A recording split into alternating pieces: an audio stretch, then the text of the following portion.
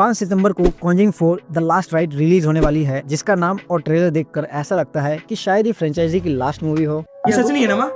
ये सच नहीं है। नहीं माँ, ये सच नहीं है। पर सच कहूँ, मुझे नहीं लगता कि वार्नर ब्रदर्स अपनी मनी मेकिंग मशीन को इतनी जल्दी बंद करेंगे। बात तो सही है।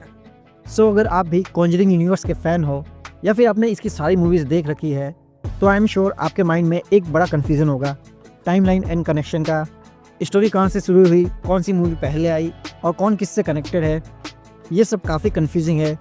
तो टेंशन मत लो, क्योंकि आज मैं आपको कॉन्जरिंग यूनिवर्स का फुल ब्रेकडाउन दूंगा। इसकी टाइमलाइन, बड़े बड़े प्लॉट होल्स और इंटरेस्टिंग कनेक्शन, वो भी सिंपल वर्ड्स में। और एंड में हम कॉन्जरिंग 4 के ट्रेलर पर भी बात करेंगे। तो वीडियो को शुरू से एंड तक ज़रूर देखना। चलो सबसे पहले टाइम ट्रेवल करते हैं और इवेंट्स को मूवी की स्टोरी के टाइम पीरियड के अकॉर्डिंग सेट करते हैं। सबसे पहले आती है 2018 की द नन, जो फॉल करती है 1952 में।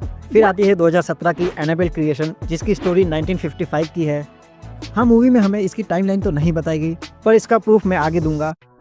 उसके बाद आती है 2023 की द नन 2, जो फॉल करती है 1956 में।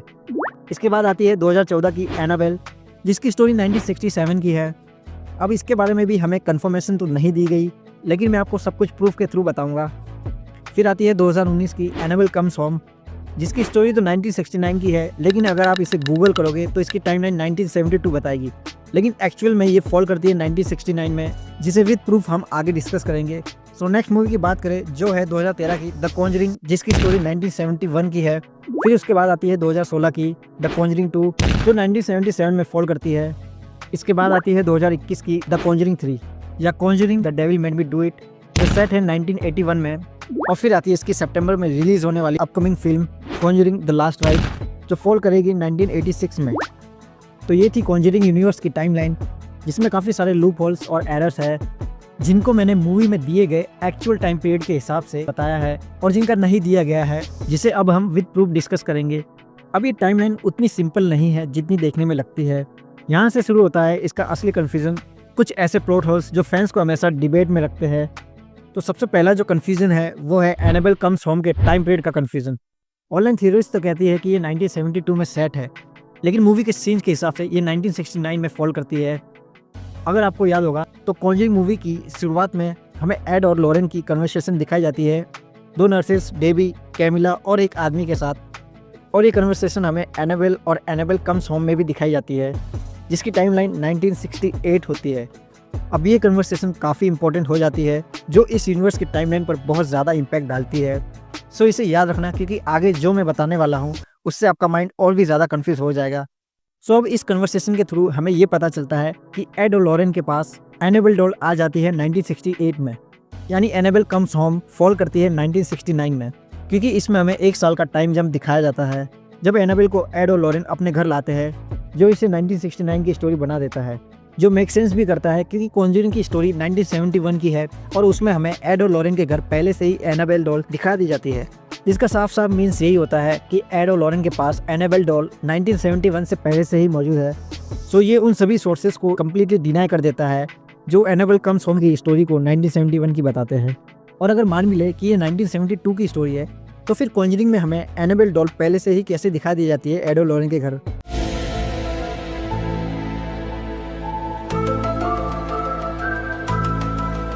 जिससे यही मीन्स निकलता है कि उनके पास ये डॉल 1971 से पहले से ही मौजूद है। बात तो सही है।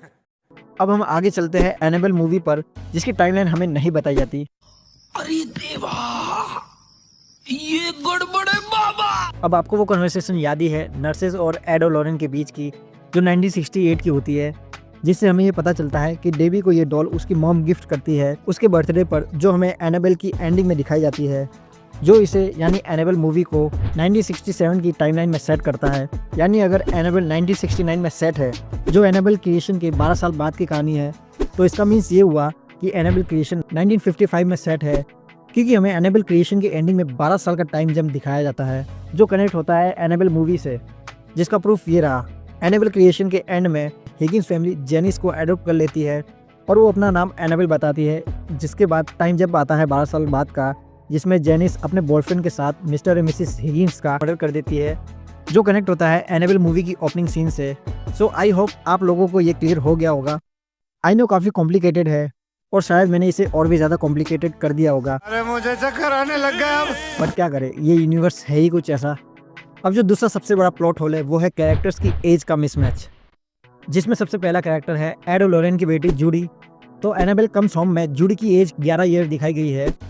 अब प्रूफ की बात करें तो उसके बर्थडे केक में, जिसमें क्लियरली 11 लिखा होता है, हमें दिखता है, और द कॉन्जरिंग मूवी में वो हमें 8-9 साल की दिखाई गई है। यानी थ्योरीज के हिसाब से चले तो एनाबेल कम्स होम 1969 में जूडी की एज 11 है, और कॉन्जरिंग में जो 1971 में रिलीज़ हुई है उसमें इसकी एज 8-9 साल है, जो क्लियरली मिसमैच खाती है। बाकी अगर हम कॉन्जरिंग वाली मूवीज़ की थ्योरीज़ को लेकर चले, जिसमें एनाबेल कम्स होम को 1972 का बताया गया है, तो जूडी की एज हर मूवी में सॉर्ट आउट हो जाती है, यानी इसमें कोई हमें मिसमैच देखने को नहीं मिलता। अब जो दूसरा कैरेक्टर है वो है मॉरिस। तो द नन में जब हमें मॉरिस पहली बार इंट्रोड्यूस होता है तो उसकी एज नियरली 30 के आसपास होती है, जो कि 1952 की स्टोरी है। लेकिन जब कॉन्जरिंग में एड रोजर से बात करता है तब हमें पता चलता है कि एड और लॉरेन कुछ मंथ पहले ही मॉरिस के केस पर काम कर चुके हैं, यानी ये प्रोबेबली 1970 की बात है, जिसमें मॉरिस को देखकर हमें ऐसा लगता है कि उसकी एज प्रोबेबली 40 की होगी। यानी 1952 में मॉरिस की एज 30 के समथिंग थी, तो 1970 के आसपास उसको 48 और 50 के बीच होना चाहिए, जो क्लियरली मिसमैच खाता है। फिर आते हैं लॉरेन की एज पर। तो कॉन्जरिंग 3 में एक सीन है जिसमें लॉरेन फादर गॉर्डन को एड और अपनी पहली मुलाकात के बारे में बताती है कि उसकी एज 17 थी जब वो एड से पहली बार मिली थी, और इस बात को बीते हुए 30 साल हो गए हैं। यानी इसके अकॉर्डिंग लॉरेन की एज 47 है एट द टाइम ऑफ 1981, क्योंकि कॉन्जरिंग 3 इसी टाइमलाइन में सेट है। जिसके अकॉर्डिंग अगर हम कैलकुलेशन करें तो लॉरेन का जन्म 1934 में हुआ है, लेकिन एक्चुअल में लॉरेन का जन्म 1927 में हुआ था, जो कि मूवी में हमें बाद में बताया भी जाता है, और रियल में भी यही है। तो फिर इतनी बड़ी मिस्टेक कैसे? अब बात करते हैं तीसरे सबसे बड़े प्लॉट होल पर, जो है वेलेक का कमबैक। नन 2 की एंडिंग में जब मॉरिस का कम्प्लीटली एक्सोर्सिज्म हो जाता है तो फिर एड और लॉरेन मॉरिस के केस पे कैसे काम करते हैं, और फिर कॉन्जरिंग 2 में वेलेक वापस कैसे आ जाती है? या तो एक्सोर्सिज्म फेक था या फिर वेलेक के पास कोई और तरीका था वापस आने का, जो कभी एक्सप्लेन नहीं किया गया।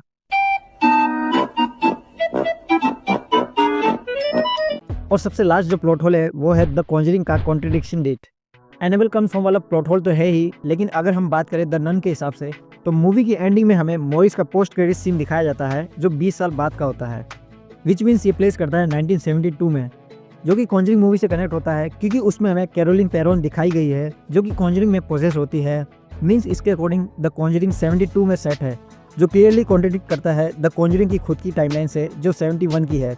बाकी मॉरिस और एड के केस की टाइमिंग से भी ये कॉन्ट्रडिक्ट करता है।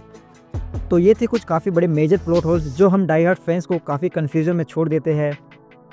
अब छोड़ो प्लॉट होल्स, चलो बात करते हैं कुछ काफ़ी मस्त डिटेल्स की जो मेकर्स ने डेलिबरेटली छुपाए हैं। तो सबसे पहले इसके म्यूज़िक को लेकर ही बात कर लेते हैं, जो इसका आइकॉनिक क्लासिक म्यूज़िक है, जो कुछ ऐसा है।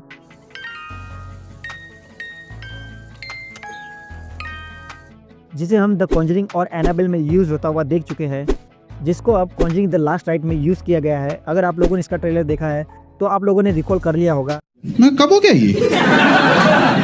कब हुआ कब? फिर आते हैं वेलेक पर। तो हमें सबसे पहले वेलेक का हिंट एनाबेल क्रिएशन में एक फोटो के थ्रू दिया जाता है, जिसमें सिस्टर एन, सिस्टर मारिया और सिस्टर लूसिया दिखाई देती है, जो अपीयर भी होती है द नन मूवी में, जिससे हमें ये पता चल जाता है कि द नन मूवी लाइनअप में है, जो आती भी है 2018 में। और अभी वेलेक की ही बात कर रहे हैं तो आपको याद होगा कॉन्जरिंग 2 में जब एड वेलेक की पेंटिंग बनाता है और उसी पेंटिंग को मूवी में थोड़ी देर बाद उनके कर्स आइटम के रूम कलेक्शन में रख दिया जाता है, जब लॉरेन का एनकाउंटर होता है वेलेक से, जिसे हम आगे कॉन्जरिंग 3 में भी देखते हैं। यानी वो पेंटिंग भी अब कर्स होती है, और जिस जगह उस पेंटिंग को रखते हैं ठीक उसी जगह एनाबेल कम्स होम में किसी और नन की इमेज होती है, जो कि कुछ ऐसी होती है। और साथ ही कॉन्जरिंग 2 में वेलेक के एक्सोर्सिज्म सीन में एक डीमन का फेस भी दिखाया जाता है, जो एनाबेल वाले डीमन से रिजेंबल करता है। कॉन्जरिंग 3 का title connection the devil made me do it, जो एक्चुअली कनेक्ट होता है कॉन्जरिंग 1 के एक डायलॉग से, जो काफ़ी अच्छा कनेक्शन था।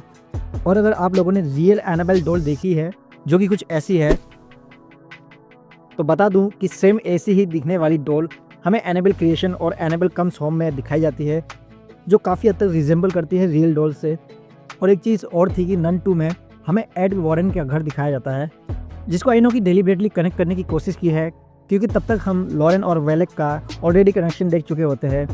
बाकी इससे हम एक चीज़ का कंक्लूजन निकाल सकते हैं कि एड लोरेन उस घर में 1956 से पहले से ही रह रहे होते हैं। यानी मेकर्स ने काफ़ी छोटे छोटे हिंट्स दिए हैं जो कैजुअल व्यूअर्स मिस कर देते हैं, लेकिन हम जैसे हार्डकोर हॉरर फैंस पकड़ लेते हैं। बात तो सही है। तो ये था कॉन्जरिंग यूनिवर्स का डिटेल ब्रेकडाउन, जिसमें हमने टाइमलाइन, बड़े प्लॉट होल्स और हिडन कनेक्शन डिस्कस किए हैं।